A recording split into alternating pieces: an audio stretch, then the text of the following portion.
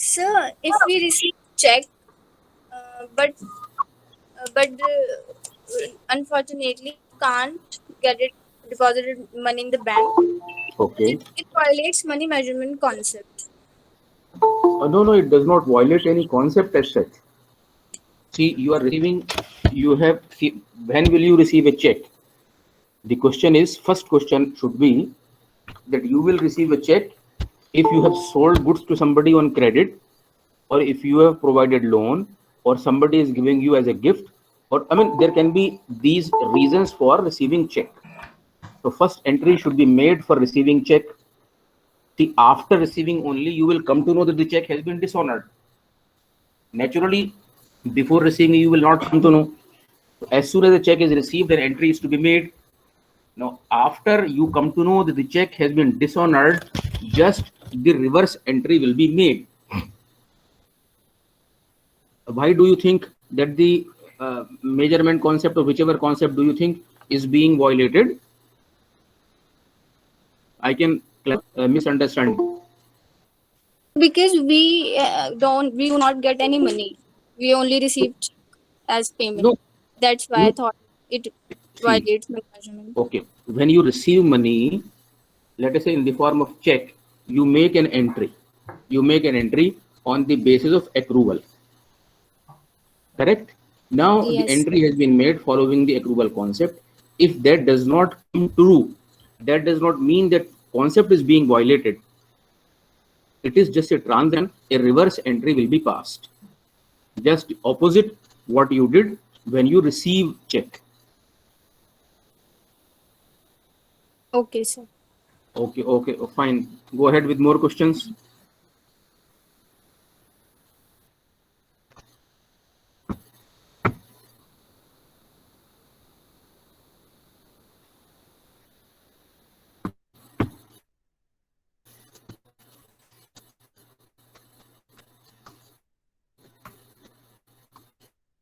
This is the only question that all two of you have, or you are thinking of those questions?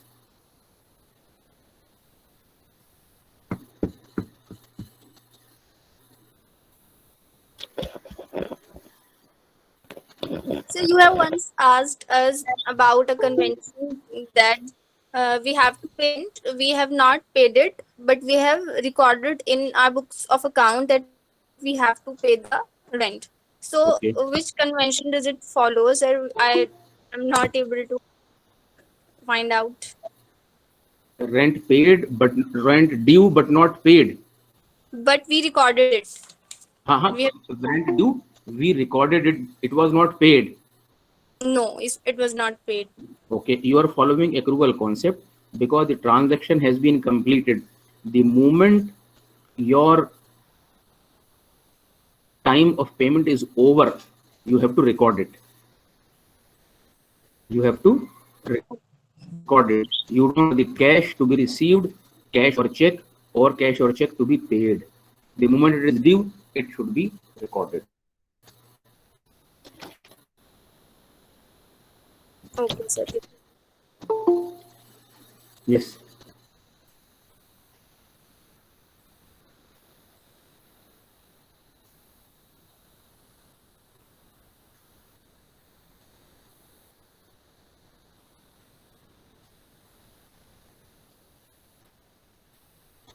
It seems that people are not ready to ask questions. See, these kind of sessions are, I mean, these kind of sessions serve the purpose only when we have prepared maybe a unit or maybe some topics, and while preparing some topics, some doubts, are there in our mind for which verification. Now, if you are not prepared with that, I mean, if you have not gone through that, so naturally any doubt or any difficulty, you ask Adhikar, I don't mind waiting. I mean, I can wait. I have will be answering your questions, so I don't mind waiting. But there has to be, use time.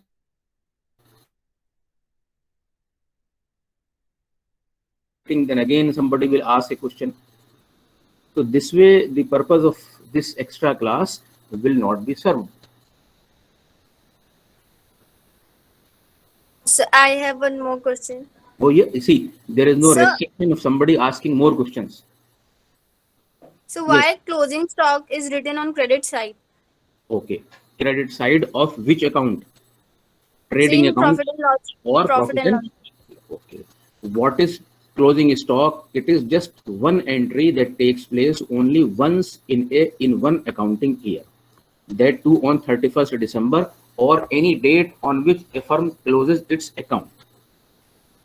Now the closing account, it is recorded not only in the profit and loss account credit side, it is also recorded in the balance sheet at asset side, isn't it? Yes, sir. That's why I thought why it referred to as I'll tell credit. you, I'll explain. Why do we record it twice? Because we pass an entry. And when entry is posted, it is posted in two ledgers. Profit loss account is one ledger, balance sheet is another one. Each has two sides. Now, when closing stock is there, it is our asset. Number one. Number two, if it is sold, it becomes our revenue and no more remain an asset. Suppose you sell closing stock, what do you get? So, Cash. uh, yes, cash. Cash. If you get cash, your cash as an asset increases. Yes, it And increases. what else increases? Your revenue also increases in the form of sales. Yes, sir. Where do you write revenue? In profit loss account credit side. But it is not a sales, it is a closing stock. Therefore, you cannot write increase in revenue in the form of sales, but in the form of closing stock. That is why we take the valuation of closing stock on a figure which is less, either cost price or a sales price. So we have assumed whichever is lower figure, we write in the profit loss account, and at the same time we write in the asset side. Suppose it is sold. So what entry you will make? You will make cash account debit to a sales account, and sales will be posted in the profit and loss account as a closing entry. So accordingly, following that procedure, after passing two entries, one at the time of valuation, second at the time of posting to profit loss account and to balance sheet, these two will appear at respective places. And sir, if this closing stock is not going to sell in the next year as well, then what will happen? Okay. This assumption seems to be against one of the conventions. This assumption that this closing stock will not be sold until next year. That means, will a company like you are thinking, or any one of you is thinking, survive if it is not able to sell for 365 days? This closing stock is being valued, let us say, today. Today is what? 12th of June. 12th of June, you are closing your accounts, and you are thinking that up to 12th June 2022, the closing stock or the units, whatever you have, will not be sold. That means there will be not even a single sales transaction in the entire coming year. Is it possible? Maybe possible if Okay. we can expect loss. Okay. I'll explain to you. If you still feel it is possible, it is against rationality. How do you think that a company will survive? Can you name any? I'm not talking about a fictitious or assumed company, any company in real life which was in business and was unable to sell even a single unit in the entire one financial year. How would it have No, paid its? No, tell me any company. So it is sir. practically, Even yes, yes. something has been sold. It's not Which like one? that, but maybe. Which one? But if we expect this, we may expect No, that. no. Expecting such kind of loss is against the rationality convention. Somebody can think, oh, what will happen tomorrow if the factory gets caught fire? It may also happen, this may also happen, that may. So these are all unrealistic assumptions and totally against the principle of rationality.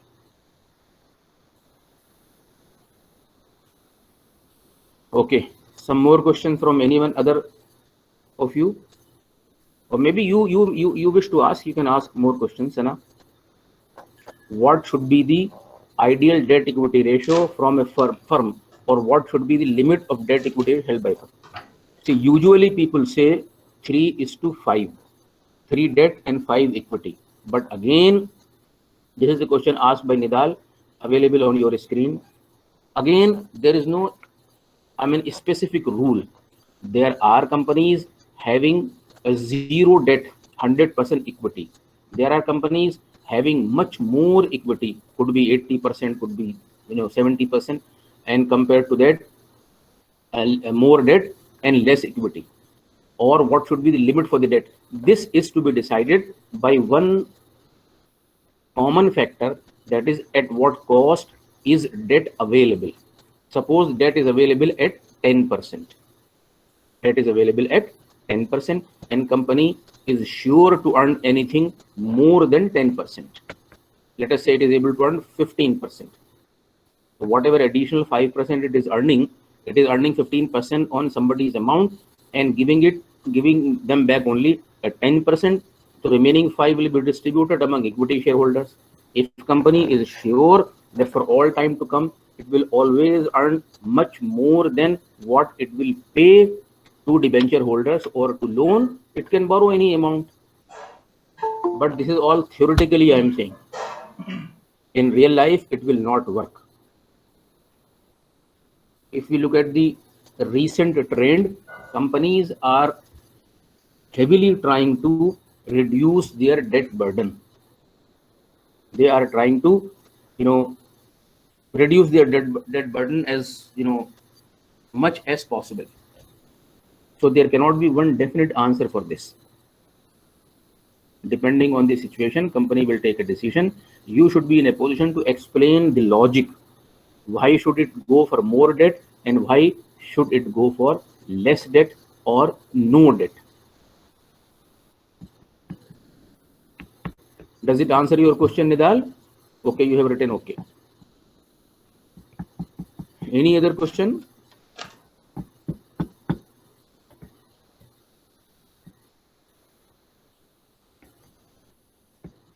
So far, how many tests?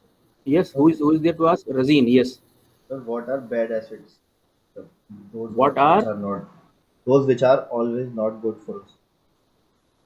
What are? Bad assets, sir. Bad assets. Assets cannot be bad.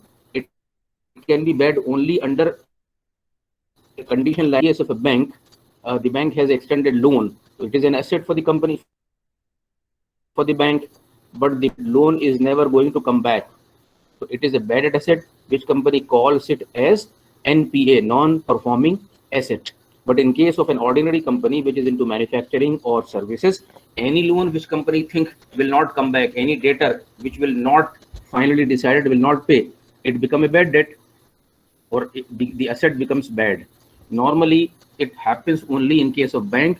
For rest of the companies, this amount is very small, 2%, 3%, not more than that. Okay. Any other? Sir, I have a question. Yes, please, Zainab. Sir, in debt equity ratio, when we calculate debt equity ratio, it's long-term debts upon shareholders' funds, right? So Correct. in the shareholders' funds, we calculate the share We add. capital plus the reserves and surplus. Yes, yes, But yes. if in the balance sheet it's given along with equity, share capital, other equity, so do we include that also? Correct. We do include that also. We may include even preference shareholders if these are to be redeemed after 10 years or so. But normally, the standard way of doing it is debt plus reserves, equity plus reserves and surplus. Just try to follow the logic. We are trying to find out a ratio between the money that belongs to outsiders and money that belongs to insiders on long run basis. On long run basis, what belongs to insiders? equity plus reserves and surplus. For this reason, And if yes, the reserves and surplus are not mentioned in the balance then sheet, then only equity. Then only equity. okay, sir. Thank you. Okay.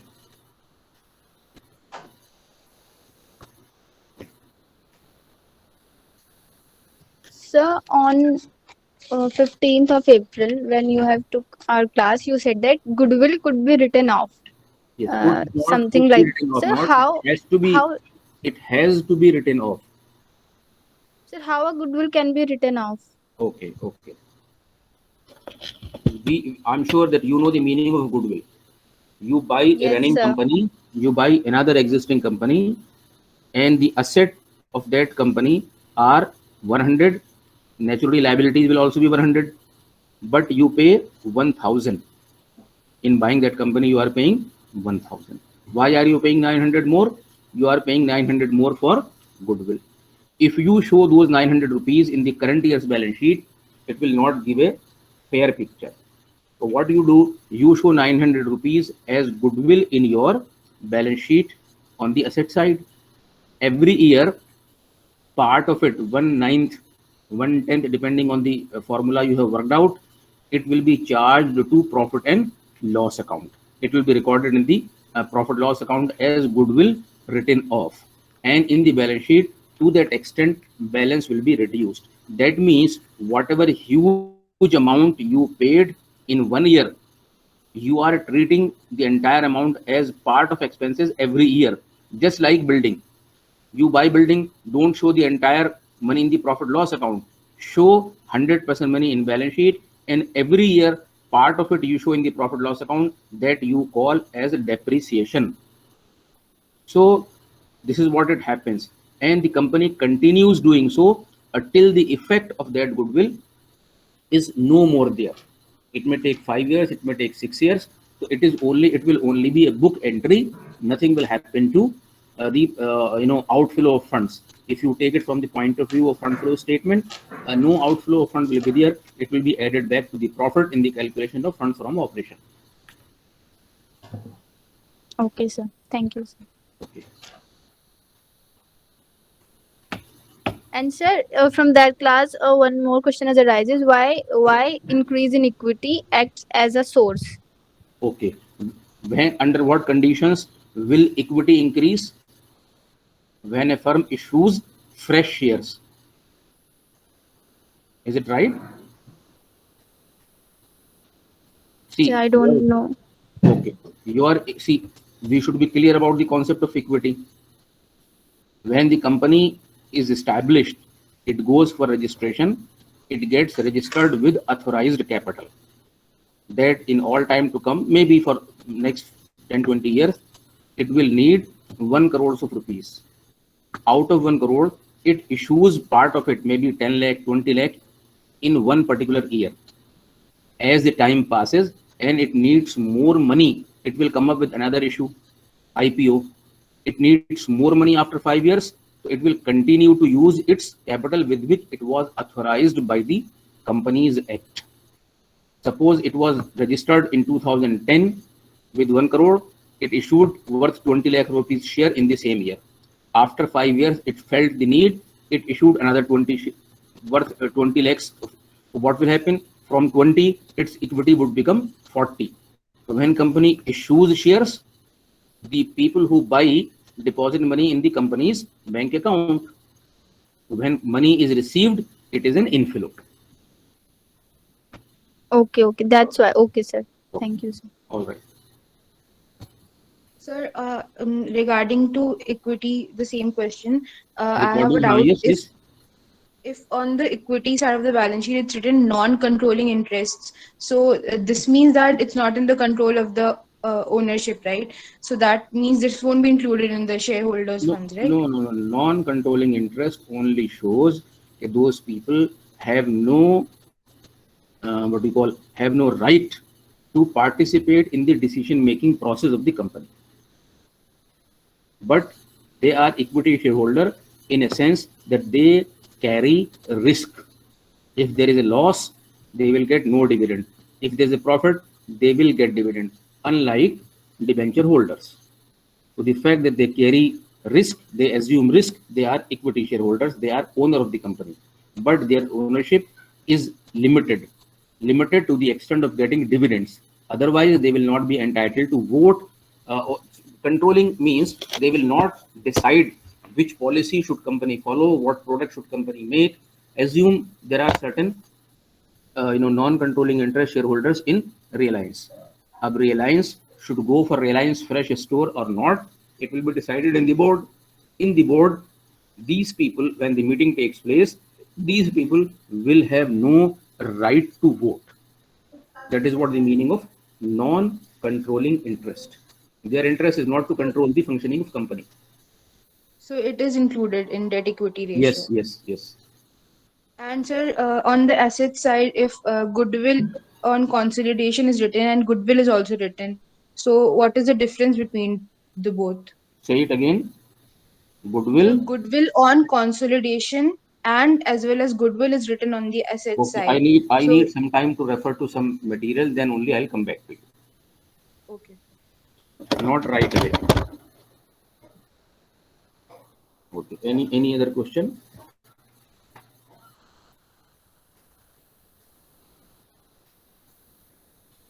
So should we close a business or not? It should depend finally on the safety margin, or safety margin has some little bit effect on it. Number one, this decision should not be there. Should we close the business or not? If you have safety margin which is negative, the firm will strive at raising the sales level to break even. And if the safety margin is positive, then firm should try to maintain that level. When it comes to closing business, these are different decisions altogether. Break even only is providing you a reference point. Up to this, no losses. Below this much loss. Above this much loss. So the owners will consider various scenario and see if can we reach that level. If yes, how long will it take? If they think impossible to reach that level, they will close. See, your break even is 10,000 units. Now owners feel that we will never be able to sell 10,000 units. They will not start. If they have already started and they think that reaching 10,000 will take 2 years time, they will think, can they afford to finance this company up to coming 2 years? Thereafter, there will be huge profits. So it depends on several factors, and then only decisions are taken. There are projects for which gestation period is very high, very long. There are projects for which gestation period is hardly 1 year, sometimes 1 day. Buy today, sell in the evening. That's it. At times, production may take 2 years, 3 years before you start selling. So these are the decisions which are taken looking at the real life scenario.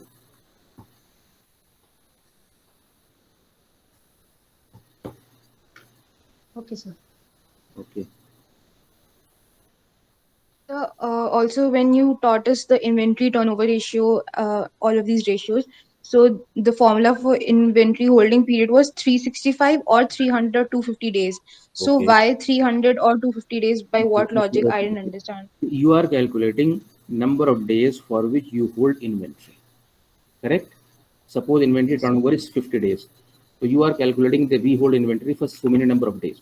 Now management argues, people like general manager or production manager or finance manager, their argument is, why should our performance be judged for the days on which we are not working? Suppose something is decided based on the number of days. So 365 days people don't work. So they say you take the figure for the days when we work. So that is why I told could be 300. There are people who work only for 5 days a week. So could be 250 days. So one of the figures, either 365, 300, 250, you will find in some books, it could be 52. So that is 52 weeks. In some books, 12. That is 12 months. So depending on, but the only one condition is there, one necessary condition. Wherever you are making these calculations, be consistent. If you have assumed a figure of 300, in all the calculations, wherever days are involved, take 300 only. That is the logic of taking any one of those three figures. 365, 300, 250, anything there. No, so that's the doubt that why only these three figures? It can be any other figure also, no? Because Okay, it can could differ from be, firm to firm. could be any figure for which the firm works. A company works in a year for 261 days. So take that figure. We do not know So it's which firm flexible, are we right? talking about. So that was just an assumption, and the assumption was explained. Okay. Yes.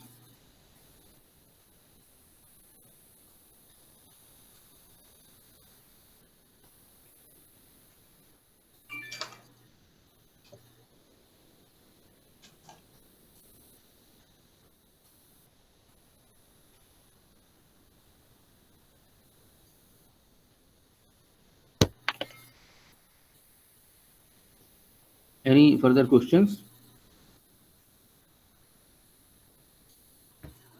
So when we write about the closing stock, Okay.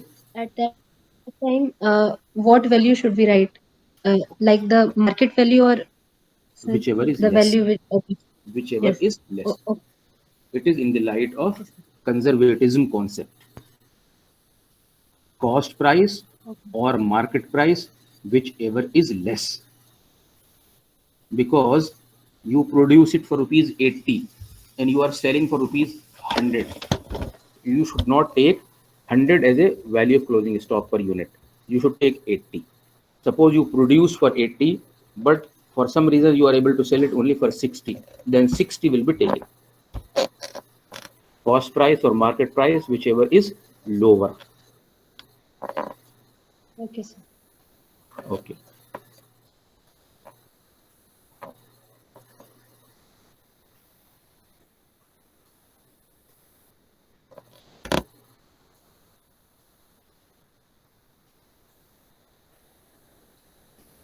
If there are no more questions, you can leave the meeting. But as and when you find anything difficult to understand, or anything that may perhaps strike you anytime, just post it in the group. I'll try to clarify your doubts. Okay, sir. All right. All right. So Thank could you, you sir. please explain accounting equation once again? Okay. Equation is written in the form of A plus A is equal to C plus L. Assets are equal to capital plus liabilities. So whenever any transaction takes place, we analyze the transaction and we see that equation remains balanced. Either assets will be increased and decreased at the same time, or at times asset will increase and liability will also increase. At times asset will decrease and the other side will also decrease. An equation remains balanced. Think of a transaction. I'll be able to explain to you with the help of that transaction that your equation is balanced. If, for example, just I give you one or two examples. You buy an asset and pay through check. So your bank balance decreases and your asset increases. Furniture, building machinery, computer, laptop, whatever. So equation will remain balanced because on one side there was plus and on the same side there was minus. You borrow money from somebody. So your asset increases, at the same time your liability also increases. So plus on one side and plus on the other side of equation. Equation is balanced. So first we try to see in what way it is affecting our equation. Then second step, we apply rule. Increase in asset is debit, decrease in credit, and accordingly we debit or credit a particular head of account.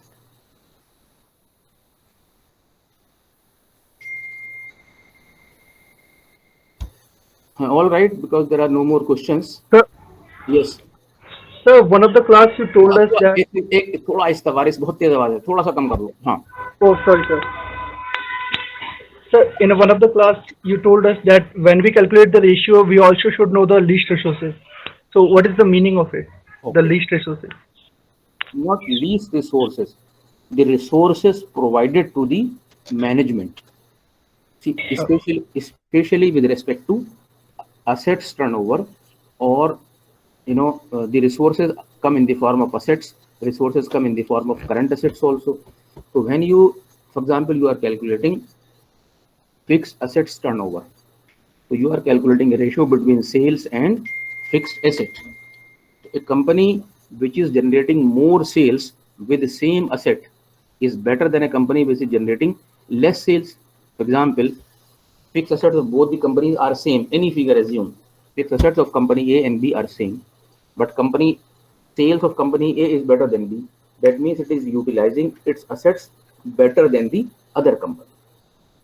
So that is the meaning of resource.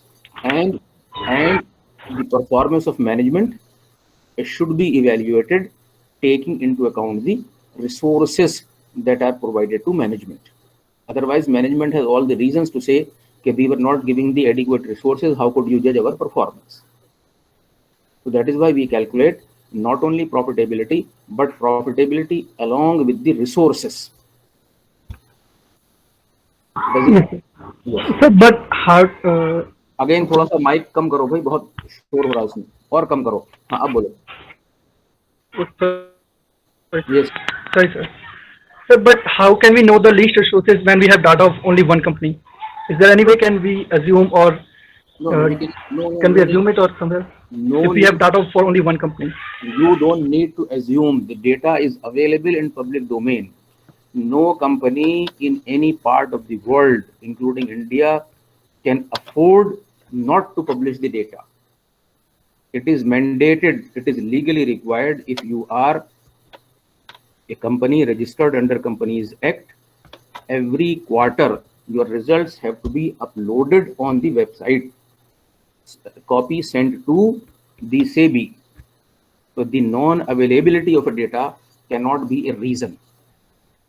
And this is what your job is when you join a company, and your owners or your boss or somebody to whom you are reporting, he asks you to prepare a report, compare 10 companies. Can you say, I did not find a data of 3 companies? You can say, but you know the consequences of that. So these are all possibilities in a classroom or in an imaginary situation. Real world is very, very cruel. It will not wait for any excuse. It will not wait for any reason.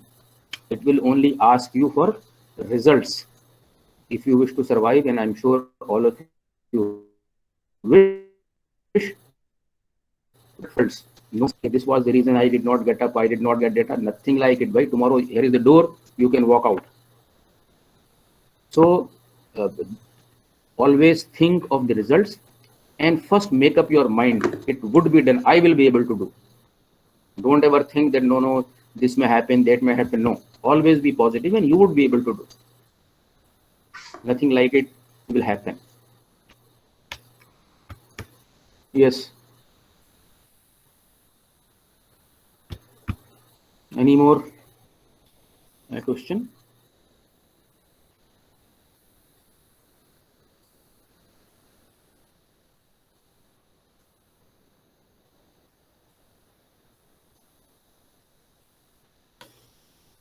So you have test on 17th or 16th? 15th. Okay. If you wish, I can engage one more class. If not, then better to, send me questions in the group so that others may also have the answers. For that, I'll continue replying to you in the post. If it requires a discussion face-to-face or, a dialogue like in a meeting, then a meeting can also be arranged. Rest assured, I'll be available for your help till such time your final exam takes place. Once now before this internal assessment, and then once again we will meet 1 or 2 days before your final examination. You prepare, you will have a lot of questions. So before your exam, I would be able to answer as many questions as you may like to ask me. We may now close the meeting because there are no more questions also. Okay, sir. Thank you, sir. Okay, my pleasure. My pleasure.